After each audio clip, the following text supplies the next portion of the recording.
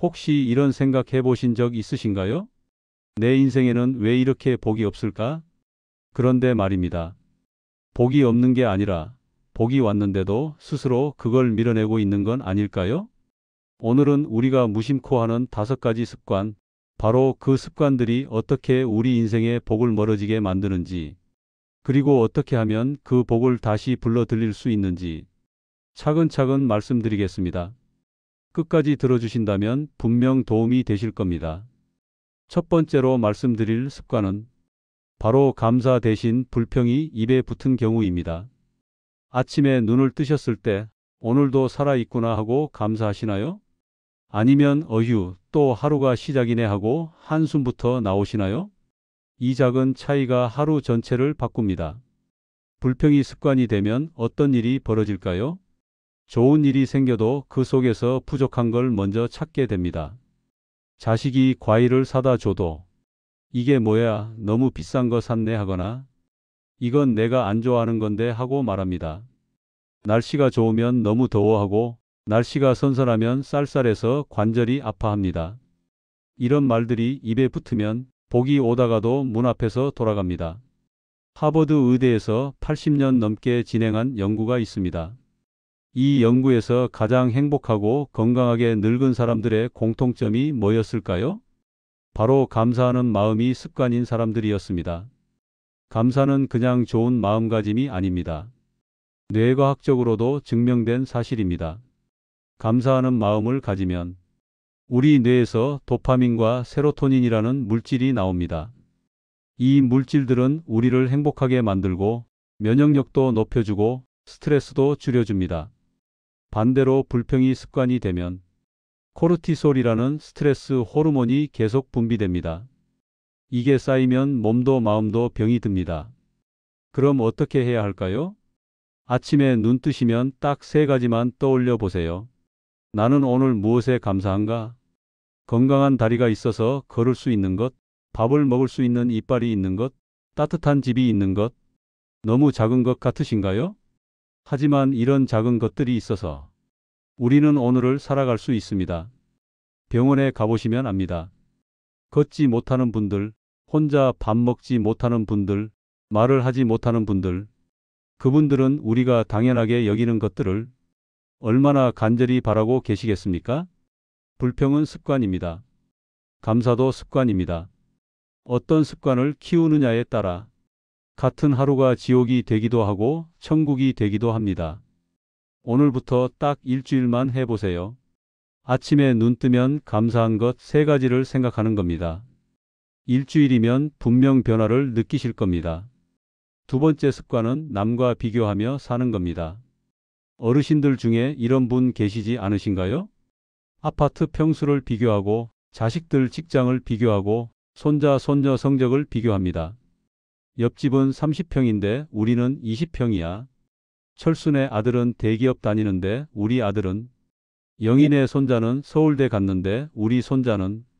이렇게 비교하다 보면 어떻게 될까요? 내가 가진 것은 하나도 안 보입니다. 남이 가진 것만 크게 보입니다.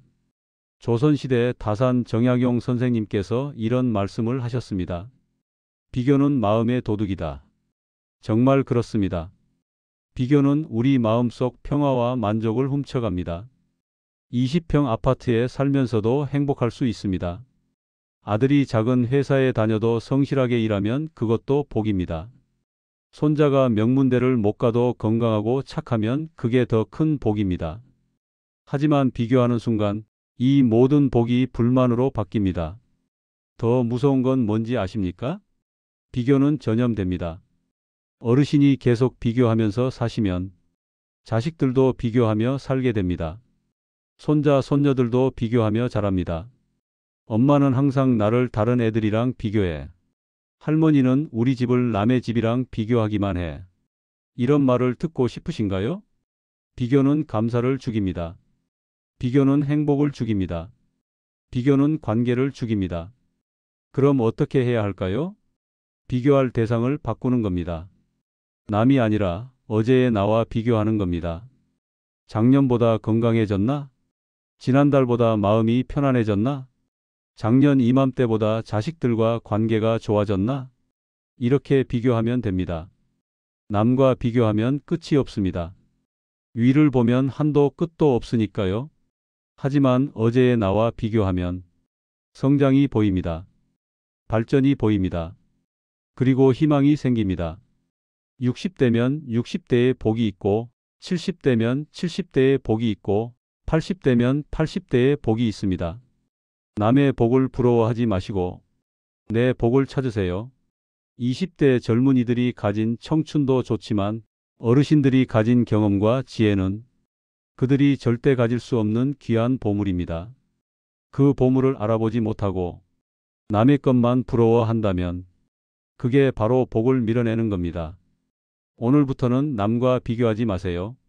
어제의 나와 비교하세요. 그러면 복이 보입니다. 세 번째 습관은 화를 참지 못하는 겁니다.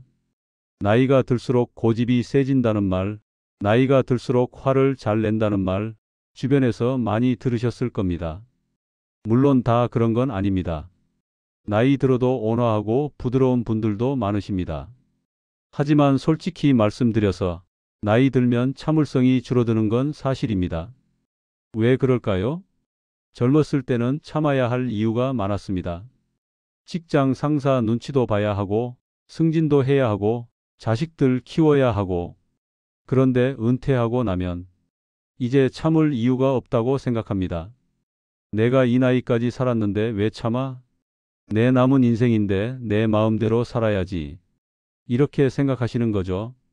그런데 문제는 뭔지 아십니까? 순간의 화가 수십 년 쌓은 관계를 무너뜨린다는 겁니다. 자식이 말을 안 듣는다고 큰 소리치면 자식은 상처받습니다. 우리 부모님은 항상 화부터 내.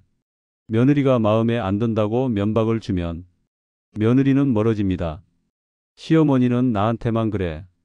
친구가 약속을 취소했다고 화를 내면 친구는 연락을 끊습니다. 나이 들더니 성질만 더러워졌어. 화는 순간이지만 관계가 무너지는 건 영원합니다. 화를 내는 순간은 속이 시원할 수 있습니다. 하지만 그 후에 남는 건 무엇일까요? 후회입니다. 외로움입니다. 그리고 더 깊은 분노입니다. 내가 왜 그랬을까? 이제 자식들이 전화도 잘 안 해. 친구들도 다 떠나갔어. 이렇게 되면 더 화가 납니다. 악순환입니다. 공자께서 이런 말씀을 하셨습니다. 화를 이기는 자가 용사다. 싸움에서 이기는 것보다 화를 이기는 게 더 어렵고 더 대단하다는 뜻입니다. 그럼 어떻게 하면 화를 다스릴 수 있을까요? 첫 번째, 숫자를 세는 겁니다. 화가 날 때 바로 말하지 마시고 속으로 10까지 세세요. 하나, 둘, 셋, 넷, 다섯, 10까지 세는 동안 우리 뇌가 진정됩니다. 그러면 조금 더 이성적으로 말할 수 있습니다. 두 번째, 자리를 피하는 겁니다. 화가 나면 잠깐 화장실 좀 다녀올게요 하고 자리를 뜨세요. 물을 한 잔 마시고 심호흡을 몇 번 하고 오면 화가 많이 가라앉습니다. 세 번째, 이 사람도 나름 이유가 있겠지 하고 생각해 보는 겁니다. 자식이 전화를 안 받는 게 나를 무시해서가 아니라 회의 중이어서일 수 있습니다. 며느리가 음식을 안 만드는 게 게을러서가 아니라 직장 일이 바빠서일 수 있습니다. 친구가 약속을 취소한 게 나를 무시해서가 아니라 정말 몸이 안 좋아서일 수 있습니다. 상대방 입장에서 한 번만 생각해 보면 화가 줄어듭니다. 화는 복을 태우는 불입니다. 아무리 좋은 복이 쌓여 있어도 화를 한 번 내면 다 타버립니다. 오늘부터는 화를 참는 게 아니라 화를 다스리는 연습을 하세요. 그러면 관계가 회복됩니다. 그리고 복이 머뭅니다. 네 번째 습관은 남의 말을 흘려 듣는 겁니다. 나이가 들면 이런 생각이 듭니다. 내가 살아온 세월이 몇 년인데 이런 건 다 알지. 그래서 남이 말을 하면 귀담아 듣지 않습니다. 자식이 조언하면 내가 뭘 알아? 합니다. 의사가 설명하면 대충 듣다가 나중에 약을 잘못 먹습니다. 친구가 걱정해서 하는 말도 알았어, 알았어 하고 넘깁니다. 왜 그럴까요? 자존심 때문입니다. 내가 이 나이에 남한테 배울 게 뭐 있어? 하지만 이게 바로 복을 밀어내는 겁니다. 지혜는 말 속에 숨어 있습니다. 아무리 하찮아 보이는 사람의 말이라도 그 속에 귀한 지혜가 숨어 있을 수 있습니다. 논어에 이런 구절이 있습니다. 세 사람이 길을 가면 그 중에 반드시 나의 스승이 있다. 젊은 사람한테도 배울 게 있고 자식한테도 배울 게 있고 심지어 손자, 손녀한테도 배울 게 있습니다. 요즘 세상은 빠르게 변합니다. 스마트폰 하나만 봐도 그렇습니다. 손자가 할머니 이렇게 하면 돼요 하고 가르쳐 주는데 어휴 복잡해 하고 안 배우면 불편한 건 결국 본인입니다. 건강 정보도 마찬가지입니다. 자식이 아버지 요즘은 이런 운동이 좋대요 하면 내가 젊었을 때부터 하던 운동이 있어 하고 무시하지 마세요. 새로운 정보를 받아들이면 더 건강하게 오래 사실 수 있습니다.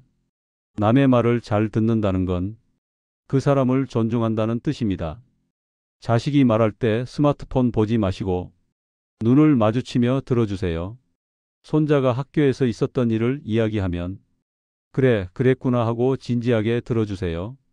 친구가 고민을 털어놓으면 내 얘기 좀 들어봐 하며 끊지 말고 끝까지 들어주세요. 이렇게 하면 어떤 일이 벌어질까요? 관계가 깊어집니다. 사람들이 더 많은 이야기를 나눕니다. 그리고 그 속에서 복이 생깁니다. 정보도 얻고 지혜도 얻고 사랑도 얻게 됩니다. 반대로 남의 말을 흘려 듣으면 고립됩니다. 할아버지는 내 말을 안 들어. 엄마는 항상 자기 말만 하셔. 이런 말을 듣게 됩니다. 그러면 사람들이 말을 안 합니다. 말을 안 하면 관계가 멀어집니다. 관계가 멀어지면 외로워집니다. 외로움은 21세기의 전염병이라고 합니다. 특히 노년기의 외로움은 건강에도 정말 나쁩니다. 담배를 하루에 15갭이 피우는 것만큼 몸에 해롭다는 연구 결과도 있습니다. 그럼 어떻게 해야 할까요? 오늘부터 남의 말을 들을 때 고개를 끄덕여 보세요. 응, 그렇구나 하고 맞장구 쳐 보세요. 그래서 어떻게 됐어? 하고 질문해 보세요. 처음엔 어색할 수 있습니다. 평생 자기 말만 하다가 남의 말을 듣는 게 익숙하지 않으니까요. 하지만 연습하면 됩니다. 한 달만 해보세요. 분명 달라질 겁니다. 자식들이 더 자주 연락할 겁니다. 친구들이 더 만나고 싶어 할 겁니다. 귀를 열면 복이 들어옵니다. 귀를 닫으면 복이 나갑니다. 간단한 원리입니다. 마지막 5번째 습관은 도움을 받을 줄 모르는 겁니다. 나는 내 일은 내가 한다. 남한테 신세 지기 싫다. 내가 이 정도는 혼자 할 수 있어. 이런 생각 나쁜 건 아닙니다. 오히려 자립심이 강하다는 증거죠. 하지만 지나치면 독이 됩니다. 무거운 짐을 혼자 들다가 허리 다치고 높은 곳에 있는 물건을 혼자 꺼내다가 넘어지고 아픈 걸 참다가 병을 키우고 이게 바로 도움을 받을 줄 모르는 사람의 모습입니다. 더 큰 문제는 뭔지 아십니까? 도움을 거부하면 상대방도 상처받는다는 겁니다. 자식이 아버지, 제가 해드릴게요 하는데 됐어, 내가 한다 하면 자식은 섭섭합니다. 우리 아버지는 내가 믿음직스럽지 않은가 봐. 나는 필요 없는 사람인가 봐. 이렇게 생각합니다. 이웃이 힘들면 언제든 연락하세요 하는데 절대 연락 안 하면 이웃도 멀어집니다. 저분은 우리가 필요 없나 봐. 우리 도움은 원하지 않나 봐. 이렇게 생각하고 거리를 둡니다. 인간은 사회적 동물입니다. 서로 돕고 살도록 만들어진 존재입니다. 혼자 다 하려는 건 자립이 아니라 고립입니다. 조선시대 우리 선조들은 품앗이를 했습니다. 농사철이 되면 서로 도와가며 일했습니다. 김장철이 되면 온 동네가 모여 같이 김장을 담갔습니다. 왜 그랬을까요? 혼자는 힘들고 같이 하면 쉽고 즐거우니까요. 요즘 세상은 어떻습니까? 개인주의가 강해졌습니다. 나는 나, 너는 너 하고 삽니다.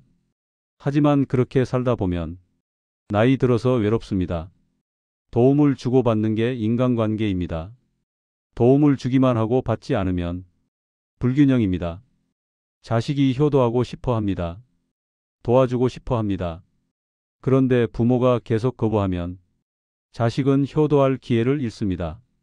나중에 자식들이 성인이 되어서 우리 부모님은 평생 우리한테 다 해주셨는데 나는 부모님한테 해드린 게 없어 하고 후회합니다. 도움을 받는 것도 자식에게 주는 선물입니다. 엄마, 병원 같이 가줄래? 아들, 이 짐 좀 들어줄래? 딸, 이거 좀 가르쳐 줄래? 이렇게 부탁하면 자식은 기뻐합니다. 내가 엄마한테 필요한 사람이구나. 아버지가 나를 믿으시는구나. 이렇게 느낍니다. 물론 뭐든지 다 부탁하라는 건 아닙니다. 할 수 있는 건 하시되 정말 힘든 건 도움을 청하라는 겁니다. 자존심 때문에 참다가 더 큰 문제가 생기는 것보다 작은 도움을 받아서 건강하게 오래 사는 게 낫습니다. 복은 혼자 오지 않습니다. 사람을 통해 옵니다. 도움을 받을 줄 아는 사람에게 복이 찾아옵니다. 오늘부터 작은 것 하나라도 도움을 청해 보세요. 고맙습니다 하고 도움을 받아보세요. 그러면 관계가 돈독해지고 복이 들어옵니다. 지금까지 복을 스스로 밀어내는 5가지 습관에 대해 말씀드렸습니다. 첫째, 감사 대신 불평하는 습관. 둘째, 남과 비교하며 사는 습관. 셋째, 화를 참지 못하는 습관. 넷째, 남의 말을 흘려 듣는 습관. 다섯째, 도움을 받을 줄 모르는 습관. 이 5가지가 우리 인생의 복을 멀어지게 만듭니다. 하지만 좋은 소식이 있습니다. 습관은 바꿀 수 있습니다. 오늘부터 시작하면 됩니다. 완벽하게 바꾸려고 하지 마세요. 한 번에 하나씩만 바꿔보세요. 이번 주는 감사하는 연습을 하고, 다음 주는 비교하지 않는 연습을 하고, 그 다음 주는 화를 다스리는 연습을 합니다. 천천히 하나씩 바꾸다 보면 한 달 후, 석 달 후, 1년 후에는 분명 달라져 있을 겁니다. 복은 멀리 있지 않습니다. 복은 운이 아닙니다. 복은 바로 우리의 태도에서 시작됩니다. 오늘 하루 어떤 말을 하고 어떤 마음을 가지고 어떤 행동을 하느냐에 따라 복이 오기도 하고 가기도 합니다. 남은 인생이 얼마나 되든 그 시간을 복되게 사시기 바랍니다. 감사하는 마음으로, 비교하지 않는 마음으로, 화내지 않는 마음으로, 귀 기울이는 마음으로, 도움을 주고받는 마음으로 사세요. 그러면 복이 따라옵니다.